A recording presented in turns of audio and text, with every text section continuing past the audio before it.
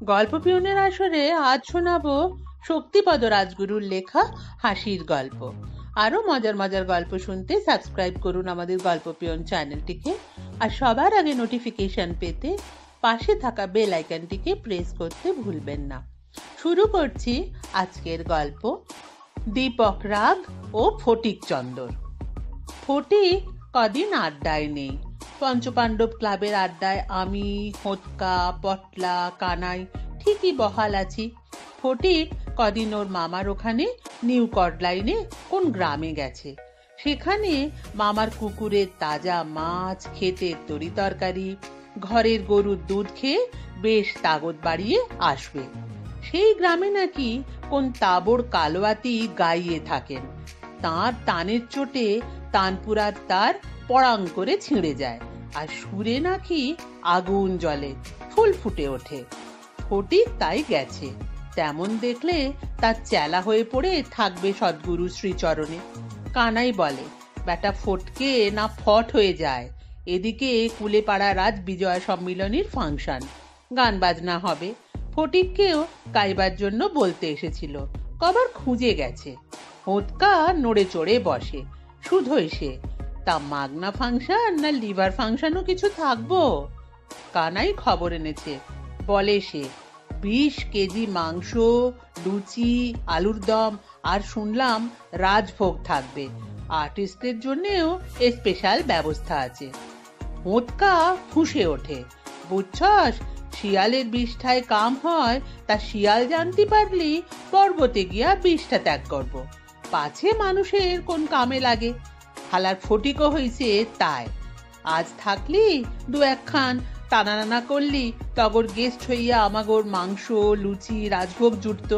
তাকে শুনি কার কথা।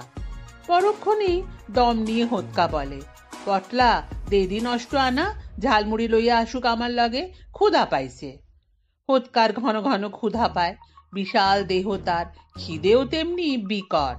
পটলা একা ওকেই বা খাওয়াবে কি করে, তাই একটা টাকাই বের করে বলে, যা কানাই, গবুর দোকান থেকে ঝালমুড়ি আন। হোঁতকা ফুঁসছে, মামার বাড়িটা কদ্দূর, আইতে পারস না? আমি হালায় সেবার টগর ফুটবল ফাইনালে ডানকুনি থনে আইলাম। হঠাৎ দেখা যায় ফটিক চন্দ্রকে সাইকেল রিক্সায় চেপে আসছে, পরনে কলকাতার বাহারের কাজ করা গুরু পাঞ্জাবি, বাহারি ধুতি। এই যে, কানাই চিৎকার করে, তোকে কুলেপাড়া ক্লাব হন্যে হয়ে খুঁজছে। তুই মামার বাড়ির আদর খেতে গেলি এই সময় ফাংশন পেলে? ফটিক বলে, সস্য শুনেই চলে এলাম, গাইছি ওদের ফাংশনে। জ ফটিকের ওই রোগ, জিপটা মাঝে মাঝে নিদারুণ ভাবে ব্যাক গিয়ার মেরে বিট্রে করে বসে। হোঁতকা বলে, তা এত দেরি হইল কেন? বৈকাল 4টা বাজে, সন্ধ্যায় অগর ফাংশন। ফটিক ততক্ষণে জীবের জড়তা মুক্ত হয়ে বলে, নতুন ওস্তাদজি বললেন গান খান তুলে নে যা, সেইখানি গাইব, দীপক রাগ। হোঁতকার কাছে ওসব রাগ রাগিনীর কোনো গুরুত্ব নাই, সে বোঝে ভোজন পর্ব। হোঁতকা বলে, তো ফাইনাই তোর দীপক ফিপক, গান ভালো হইব তো? শুনলাম ওগোর খাওয়ানোর ব্যবস্থা ভালোই আছে, লুচি ভরপেট মাংস, রাজভোগ টোক দিবে, তোর গেস্ট কইরা লইয়া যাবি। ফটিক অবাক হয়, তাই নাকি? তা তো যাবি, আটিস বইলা কথা, তার গেস্ট খাতিরই হইব আলাদা। আমরাও বলি, তোর গান শুনতে পাবো না? কি সব দীপক রাগ গাইবি, ও তো গিয়েছিল তানসেন। ফটিক গুরু পাঞ্জাবিটা ঠিক করে নিয়ে বলে, আমার গুরু ওই কপিলাক্ষ মাচট্টক গান, সেই রাগই তো তুলছি কদিন ধরে, দেখবি আগুন জ্বলে যাবে ঠিক গাইতে পারলে। বৈকাল গড়িয়ে সন্ধ্যা নামছে। কুলেপাড়া ক্লাবের মাঠে সাজানো প্যান্ডেলের সামনে লোক ধরে না। ওদিকে টিকিট কাউন্টারে ভিড়ও রয়েছে, মাইকে ঘোষিত হচ্ছে নামি দামি শিল্পীদের নাম, আর নতুন উদীয়মান প্রতিভাও 2-4টি আছে। তার মধ্যে সগৌরবে ঘোষিত হচ্ছে আমাদের ফটিক চন্দ্রেরও নাম। তিনি দুর্গম হিমালয়ের কোন সাধু মহারাজের কাছে নিষ্ঠার সঙ্গে আদিকালের শাস্ত্রীয় সঙ্গীত সাধনায় সিদ্ধি লাভ করে সবে পদার্পণ করেছেন কলকাতার মাটিতে। গর্বে আমাদের বুক ফুলে ওঠে। গেটেও ভিড়। দেখি ওদিকে একটা গাড়ি এসে থামলো। ব্যাজ পরা ভলেন্টিয়ারের দল শশব্যস্তে ভিড় হটাতে থাকে। নামছে স্বয়ং ফটিক চন্দ্র। গায়ে আদ্দির কলকাতার পাঞ্জাবি পায়জামা, পিছনে হোঁতকা, তার হাতে তানপুরা। হোঁতকাকে দেখে ঘাবড়ে যাই। ভলেন্টিয়ারের দল ততক্ষণে ফটিকদাকে নিয়ে উধাও। হোঁতকা শুধু ইশারা করে গেল। আমি বলি, কিরে পটলা, হোঁতকা আবার তানপুরা বাজাবে নাকি? হ্যাঁ? কানাই থমকে ওঠে। থাম তো, তানপুরা বাজাতেই সবাই পারে, তার টানলেই হলো, তবে গাইবে ফটিক একখান। আমি তাগাদা দিই, ঢুকবি কি করে? 3 টাকা টিকিটের দাম। পটলা বলে, দেখ না কোথাও ফাঁক ফোকর ঠিক পাবো। ওদিকের গ্রিন রুমের পাশটাই অরক্ষিত। 2-4 জন ভলেন্টিয়ার এদিক ওদিক রয়েছে। কানাই থেকে কয়েক খেলি পান কিনে কলা পাতায় মুড়ে শটান ওই দিকের দরজায় ঢুকে যায়। কে শুধোয়? এদিকে কেন? কানাই পান দেখিয়ে শোনায়, ললিতদার পান কইরে জর্দা আনতে বললে 322। আমাকেই শোনায়। আমি জর্দার মোড়ক দেখিয়ে বলি, এই তো। কানাই পানটা আমার হাতে ধরিয়ে বলে, এই রে, যদুপতিদার সিগারেট আনতে ভুলে গেছি, এটা তুই ভেতরে নিয়ে গিয়ে গ্রিন রুমে ললিতদাকে দিবি। পান না হলে ললিতদার গানের মুড আসে না। আমি যদুপতিদার সিগারেট নিয়ে আসছি। ললিত বাবু আর যদুপতি রায় বাংলার নামী শিল্পী, ওর নাম করতেই আমাকে আর কেউ আটকালো না। পান সমেত ভেতরে ঢুকে সিধে প্যান্ডেলে গিয়ে একটা চেয়ার জুড়ে বসলাম। কিছুক্ষণের মধ্যেই কানাই কিভাবে পটলাকেও ম্যানেজ করে নিয়ে এসে পাশের চেয়ারে জাঁকিয়ে বসলো। কার নাম করে কে জানে?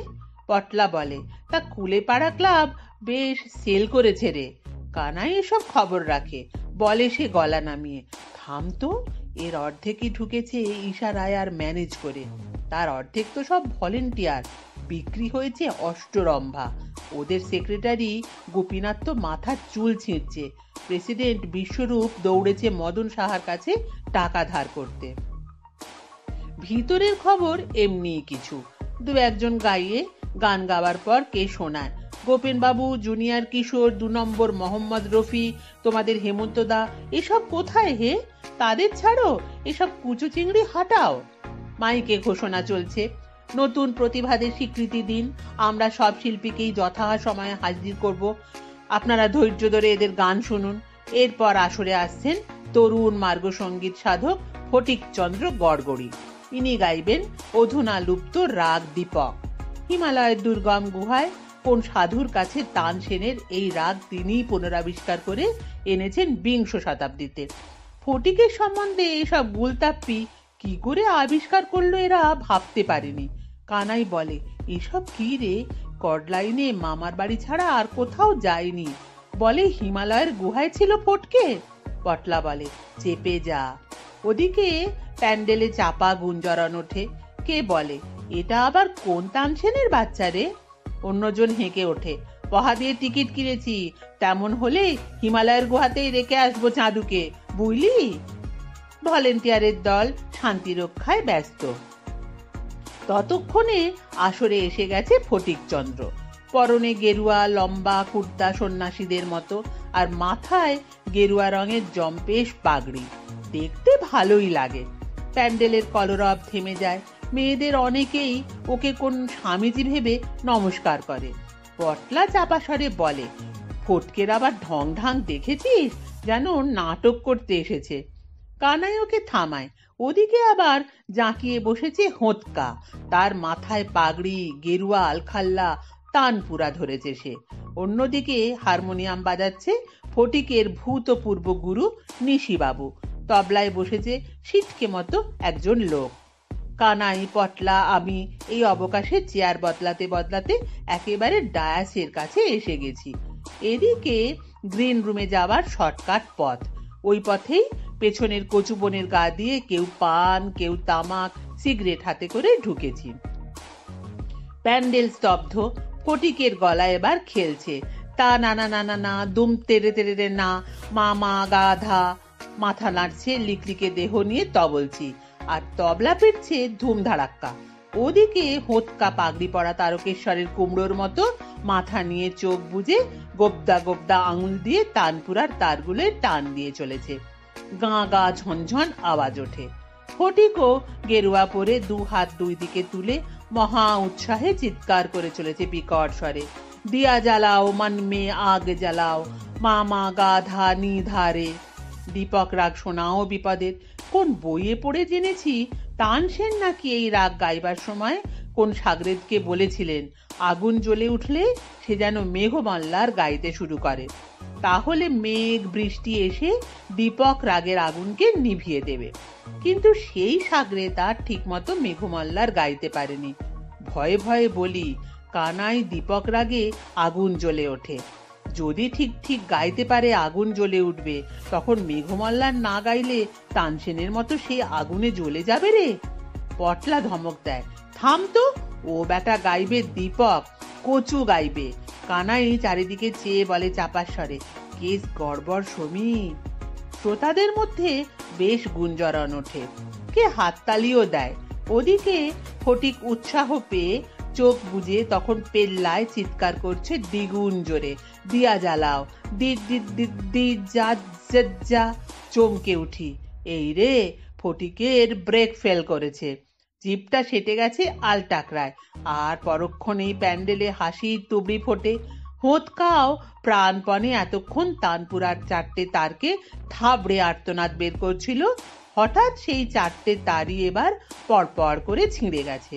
দুঃশাসনের দ্রৌপদীর কেশাকর্ষণের মতো ছিন্ন তারগুলো হোঁতকার হাতের মুঠোয়, তার ছিটকানো তানপুরও তখন ধরাশায়ী। বিনা তানপুরাতেই ফটিক আর্তনাদ করছে যখন চোখ বুজে পেল্লায় ভাবে যা যা যা যা। হঠাৎ দর্শকদের মধ্য থেকে মড়মড় শব্দ ওঠে, বোধ হয় চেয়ার ভাঙলো। পরক্ষণেই ভাঙা চেয়ারের বসার জায়গাটা একটা উড়ন্ত পিরিচের মতো গিয়ে আছড়ে পড়ে ফটিকের মাথায়। লেবে ফোট, চমকে উঠি আমরা। ওদিকে সমূহ বিপদ। নেহাত মাথায় ওই জম্পেশ পাগড়ি ছিল, তাই রক্ষে, না হলে বোধহয় ওই চেয়ারের টুকরোর আঘাতে ফটকে শুয়ে পড়তো টান টান হয়ে। তার চোখ খুলে গেছে, সামনে তখন মার মুখী জনতা। কে গর্জে ওঠে, দীপক রাগ গাইছো তানসেনের বাচ্চা? জীবের আর ভাঙেনি, তোতলা গর্ধব্রাজ্ঞা মাঠে গিয়ে। অন্যজন মিহি গলায় আওয়াজ দেয়, হিমালয়ের কেভে রিটার্ন টিকিট কাটিয়ে দেবো ডাপলা। তৎসহ এবার ধেয়ে আসে শূন্য পথে লক্ষণের প্রতি নিক্ষেপিত শক্তিশালের মতোই চেয়ারের একটা ঠ্যাং। বো বো শব্দে ধেয়ে আসছে, নির্ঘাত লাগবে। হোঁতকাও এবার তারহীন তানপুরাত ডান্ডা পাকড়ে এদিকের লাউয়ের দিকটা গদার মতো করে তুলে ধরে সেই শক্তিশালকে ঠেকাবার সঙ্গে সঙ্গে ছিটকে আসে পটোপাড়ার পটোর মতোই খান দুয়েক আদলা ইট। ছিটকে পড়েছে শীর্ণ তবলাওয়ালা, চুরমার হয়ে যায় মাটির বায়া, আর বায়ার ছাউনিটা ক্ষুদ্র ঢালের মতো ধরে অন্য হাতে তবলাটা তুলে ফুরুত করে সে ডায়াস থেকে ভেগে যেতেই দর্শকবৃন্দ এবার শিকার হাতছাড়া হবার রাগে জ্বলে ওঠে। কে গর্জন করে, দিয়াই জ্বালাও, লাগা শালাদের, পহা নিয়ে ধাপ্পা দিয়েছে হেমন্ত জুনিয়র কিশোর শ্যামলদা আসবে, জোর চোর শালারা ধাপ্পা দিচ্ছে। বাকি চেয়ারগুলো তখন মর্মর শব্দে ভাঙছে। ডায়াসের দিকে তখন ধেয়ে চলেছে কাষ্ঠখণ্ড, লোষ্ট্রখণ্ড। ফটিকের গায়ে মাথায় দু একটা লেগেছে। হোঁতকা তখন সেই বিশাল তানপুরাকে গদা রূপে ব্যবহার করে চলেছে। কোনো মতে ওই যুদ্ধক্ষেত্র থেকে হোঁতকা লাফ দিয়ে পড়েছে ডায়াস থেকে ফটকেকে নিয়ে। তার হাতে তখন বোঁ ঘুরছে দশাশই গদা। গর্জাচ্ছে সে, মাইরা ফেলামু, শেষ করুম তগর। আমরাও এগিয়ে আসি, ফটিককে বাঁচাতেই হবে, দেশের ভবিষ্যৎ। প্যান্ডেলে তখন কলরব, আর্তনাদ উঠছে, কে কাকে রাখে আর কে কাকে মারে তার ঠিক নেই। হইচই লন্ডভন্ড কাণ্ড। আমরা এগিয়ে গিয়ে ফটিকের গেরুয়া আলখাল্লা পাগড়ির খোলস ছাড়িয়ে দিয়ে দলে ভিড়িয়ে নিয়ে আমরাও চেঁচাচ্ছি, মারো মারো শালাদের।